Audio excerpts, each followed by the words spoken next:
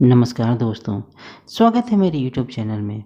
दोस्तों, आज की कहानी है हाथी के पाँव की छाप।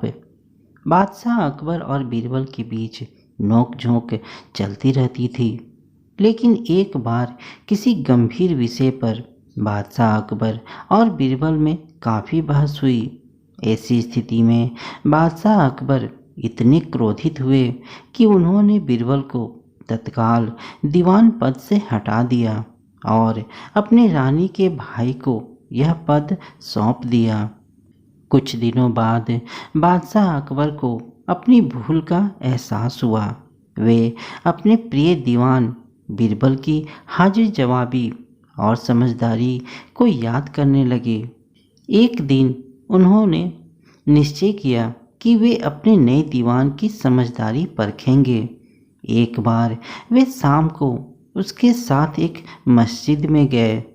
वापसी पर अकबर को हाथी के पाँव का एक बड़ा सा निशान दिखाई दिया। उसे देखते ही उनके मन में एक विचार आया और वे नए दीवान से बोले, क्या तुम हाथी के पाँव का निशान देख रहे हो? मैं चाहता हूँ कि यह निशान 3 दिनों तक यहाँ बना रहे, इसका ध्यान रखना। फिर वे अपने महल में लौट गए। नए दीवान को यह काम करने के लिए बहुत मेहनत करनी पड़ी। उसे अपने खाने पीने का भी होश नहीं रहा। उसकी हालत बता रही थी कि वह बीरबल की तरह बुद्धिमान तो नहीं है। बादशाह अकबर ने अपने सिपाहियों से चोरी छिपे उस पर नज़र रखने को कहा था। अकबर को उनके सिपाहियों ने बताया कि नए दीवान के लिए हाथी के पाँव की छाप बचाकर रखना बड़ा कठिन हो गया है। ऐसी स्थिति में बादशाह अकबर ने सोचा कि उन्हें बीरबल को वापस लाना पड़ेगा। इसके लिए उन्हें एक तरकीब सूझी। उन्होंने पूरे राज्य में मुनादी करवा दी कि सभी जमींदार अपने कुओं को लेकर दरबार में हाजिर हों। जो जमींदार नहीं आएगा उसे 10,000 सोने के सिक्कों का जुर्माना अदा करना पड़ेगा।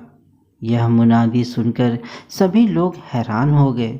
वे सोचने लगे कि भला कुओं को दरबार में कैसे ले जाया जा सकता है। वे बीरबल के पास गए और उनसे मदद मांगी। वे जानते थे कि बीरबल इस समस्या का कोई न कोई उपाय अवश्य बता देंगे। बीरबल ने जमींदारों को समझाया कि दरबार में जाकर उन्हें क्या कहना है। अगली सुबह कुछ जमींदार राज्य के प्रवेश द्वार पर पहुँचे और बादशाह अकबर को यह संदेश भिजवाया, महाराज, हम अपने कुओं को लेकर आ गए हैं। अब आप अपने कुओं को हमारे कुओं के स्वागत के लिए भेज दें। यह संदेश सुनते ही अकबर समझ गए कि ऐसा उपाय केवल बीरबल ही सुझा सकते हैं। उन्होंने किसानों से बीरबल का पता लिया और उन्हें दरबार में वापस बुलवा लिया।